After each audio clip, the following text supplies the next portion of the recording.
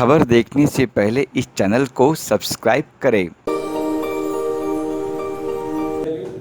मेरा नाम गिरीश वानखेड़े है और आज के इस जय भीम शॉर्ट वीडियो ऐप के इस शो में आप सारे लोगों का स्वागत है। जय भीम शॉर्ट वीडियो ऐप एक ऐसा ऐप है जिसमें यूजर्स सारी दुनिया से 10 सेकंड से 15 सेकंड की वीडियोस डालते हैं और इस ऐप को हमने करीब 8 या 9 महीने पहले लॉन्च किया था इसका और उस ऐप के सिलसिले में कई सारे शोज भी किए हमने, कई सारी एक्टिविटीज़ की, कई सारे इवेंट्स किए और आज करीब 3 या 4 महीने के बाद हम एक संभाषण के सिलसिले में आप सारे लोगों से जुड़ना चाहते थे। उसका कारण ये था कि जब ऐप की बात होती है तो उसमें एंटरटेनमेंट की बात होती है।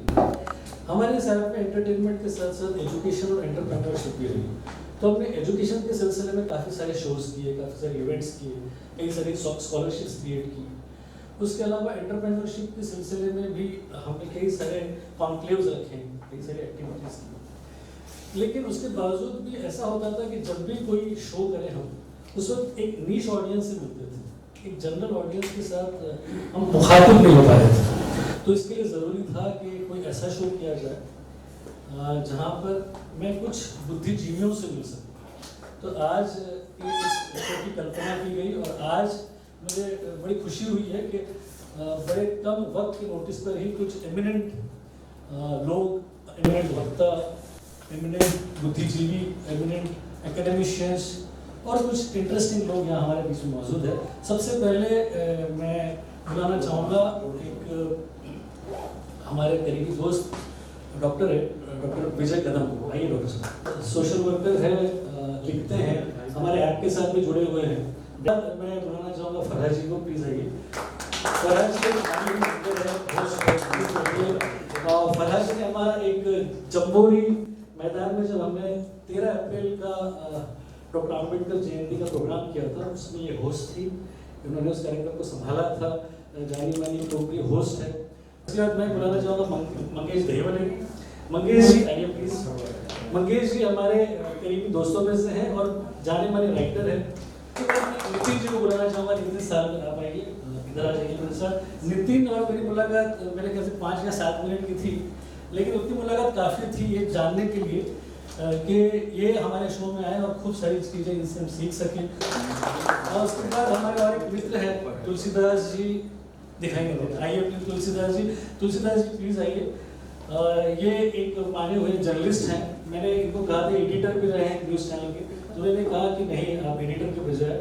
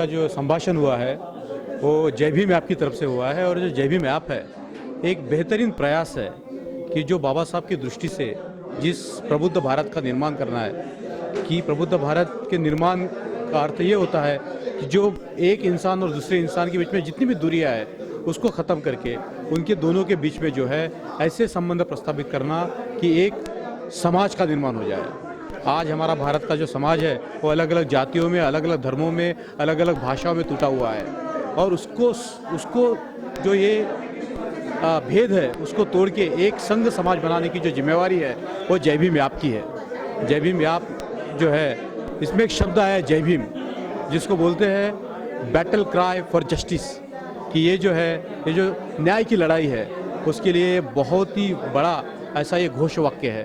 तो मैं देखता हूँ कि जो जय भीम ऐप की तरफ से जो कार्यक्रम यहाँ आयोजित किया है उसका जो परिघ है वो बहुत व्यापक है और इसके चलते हुए जो है वो बहुत युवाओं को मौका मिलेगा कि किस प्रकार वो जो है अपने आप को सबल बनाए, महिलाएं जो है अपने आप को सबल बना के जो है आगे बढ़ेंगे। और आज का जो संभाषण है इसी दिशा में एक बड़ा कदम था, ऐसा मुझे लगता है। ये जो जय भीम शॉर्ट वीडियो ऐप के माध्यम से उनके सीईओ गिरीश वानखेड़े जी ने जो एक प्रयास किया है कि बाबा Saheb Ambedkar in modern perspective, तो मुझे लगता है ये एक बहुत रिलीवेंस है इसका आज के ज़माने में, जब हम देखते हैं कि बाबा साहब आज के ज़माने में कैसे रिलीवेंट है। तो यहाँ पे जो डिस्कशंस में से जो मुद्दे आए, जो नितिन जी ने बोला या मंगेश जी ने बोला, तुलसीदास जी ने बोला, फराज जी ने बोला, इवन मिलिंद जी ने कहा, फिर गिरीश जी ने भी कहा, तो ये हमें बार बार ऐसे प्रोग्राम जब हम लेते रहेंगे तो हमें समझ में आ जाएगा कि बाबा साहब का मॉडर्न इंडिया के लिए क्या कंट्रीब्यूशन है, क्या रिलेवेंस है और बाबा साहब हमारे लिए किस तरह से हमें हमेशा प्रेरणा देने वाले हैं। बाबा साहब हमेशा राष्ट्रीयता की बात करते थे, मॉडर्न इंडिया की बात करते थे। तो हमें लगता है कि ये ऐसे प्रोग्राम एक नया दृष्टिकोण देते हैं, हमें खुद को एक नया एंगल देते हैं, एक विजन देते हैं। तो ऐसे ये जो शोज़ हैं ये बार बार होते रहेंगे तो ये हमारे समाज के लिए एक अच्छी पहल रहेगी।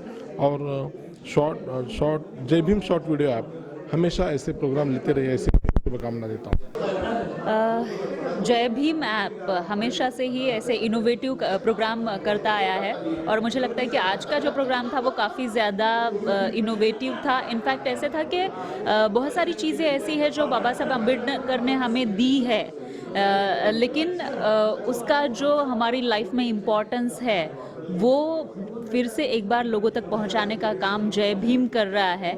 लोगों को ये रियलाइज़ तो होता रहता है, लेकिन जय भीम ने एक प्लेटफॉर्म दिया है और इस प्रोग्राम के माध्यम से हम लोग जो एक्सपीरियंस करते हैं हमारे डे टू डे लाइफ में एज अ न्यूज़ एंकर, जो भी बातें हमारे सामने आती रहती है, जो किस्से लोगों के हमारे सामने आते रहते हैं, वो यहाँ पे शेयर करने का मौका मिला। इसलिए मैं जय भीम की बहुत बहुत आभारी हूँ। देखिए, बाबा साहब अम्बेडकर कोई एक व्यक्ति तो है नहीं, वो विचार है, एक ऐसा विचार जो समय के साथ आगे बढ़ता ही जा रहा है, बड़ा होते जा रहा है। क्योंकि सबसे बड़ी बात जो है, जब तक इंसान है तब तक बाबा साहब अम्बेडकर के विचारों को चाहकर भी उनको जो यानी कहीं ना कहीं रहता है ना कि दिमाग से तो कहते हैं बाबा साहब के बारे में, लेकिन थोड़ा दिल में कहीं ना कहीं कुछ लोगों के हो सकता है, कुछ रुकावटें हो उनकी अपनी, कुछ मेंटल ब्लॉक हो, लेकिन उनको भी समाज को दिखाने के लिए ये सही, लेकिन बाबा साहब के विचारों को अपनाने के अलावा चारा नहीं रहता। ये वास्तविकता है।